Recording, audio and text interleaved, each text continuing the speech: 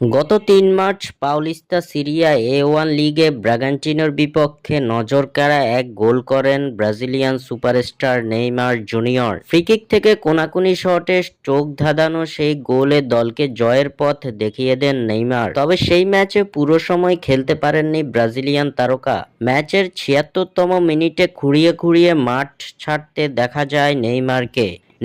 খুঁড়িয়ে খুঁড়িয়ে মাঠ ছাড়তে দেখে ভক্তদের মনে প্রশ্ন জেগেছিল, আবারও কি ইনজুরিতে পড়েছেন নেইমার। ম্যাচের পর নিজের অফিসিয়াল ইনস্টাগ্রাম পেজে একটি ছবি পোস্ট করেন ব্রাজিলিয়ান সুপারস্টার, যা ইঙ্গিত করে নতুন এক ইনজুরির দিকে। এদিকে আজ আবারও মাঠে নামতে যাচ্ছে নেইমারের ক্লাব সান্তোস এফসি। করিন্থিয়াসের বিপক্ষে গুরুত্বপূর্ণ সেমিফাইনালে মাঠে নামবে সান্তোস। গুরুত্বপূর্ণ এই ম্যাচে নেইমার থাকবেন কিনা সান্তোসের স্কোয়াডে, এখন সেটাই বড় প্রশ্ন হয়ে দাঁড়িয়েছে। জানা গেছে সম্পূর্ণরূপে ফিট আছেন নেইমার, খেলবেন সান্তোসের হয়ে সেমিফাইনালের ম্যাচটি।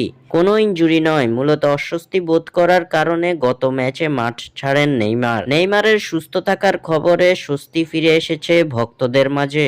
স্বাক্ষর থেকে সাদবিন ইসলাম।